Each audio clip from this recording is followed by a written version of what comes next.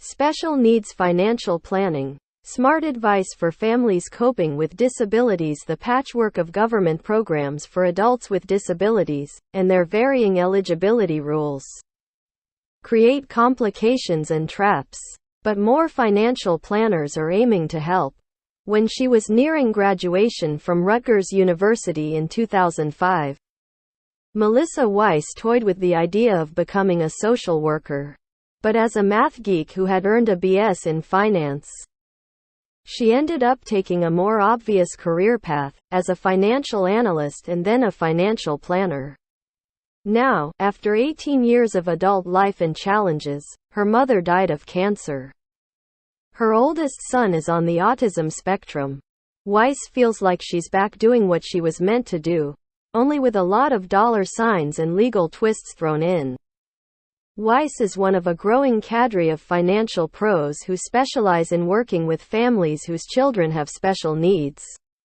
"I understand the strain on families, I've been there," says Weiss. An associate partner at CI Regent Atlantic in Morristown, New Jersey, a unit of $95 billion in assets. Wealth manager C Private Wealth. "My job as their planner is to integrate the personal as financial. There are good reasons this is a growth area for planners. The number of children with disabilities is rising. The Census Bureau reports 4.3% of children under 18 were identified as having a disability in 2019, up from 3.9% in 2008. Meanwhile, more aging parents are realizing their adult special needs offspring could outlive them. For example, the average life expectancy for someone with Down syndrome is now around 60 years, compared with 28 4 decades ago. And with asset allocation and management increasingly digitized, financial advisors are increasingly focusing on planning areas, particularly complicated ones, where humans can prove their worth. Planning for a child with special needs is nothing if not complicated. Not surprisingly, many of the financial pros who have gravitated to the area are motivated by their own experiences, too. Chase Alston Phillips, a Washington, D.C. based Merrill Lynch senior VP and planner, has focused on planning for those with special needs and long-term disabilities for nearly 15 years.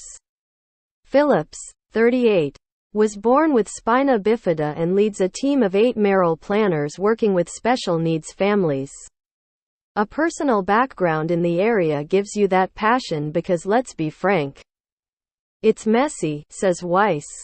Compared to Phillips, she's a relative newbie, but is typical of those branching into special needs. While caring for her own mother, who was diagnosed with kidney cancer in 2015 and died in 2019, she started working with seniors. Then, 2 years ago, she was asked by a colleague to assist a family whose adult child had special needs. She discovered that her knowledge of Medicaid, a factor in both elder and special needs planning, her connections to elder law attorneys who work in both fields, and her years navigating special services for her own son, gave her a running start. She just recently finished up a 3-course online study, testing and certification program which leads to a chartered special needs consultant designation.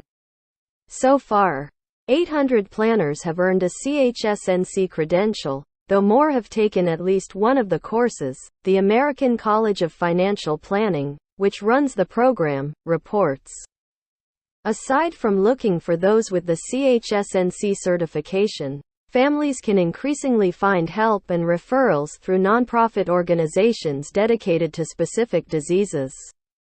Big investment management firms and banks also generally have specialists on staff, while lawyers who work on special needs, disability law, and elder law have their own organization, the Special Needs Alliance, whose members have at least 5 years of experience in this area. This is not a world with easy, cookie-cutter solutions. Be careful about following up on standard advice because it may not work for you. Every situation is different, warns Martin Schenkman. a veteran estate attorney and Forbes contributor who has written a book on special needs planning.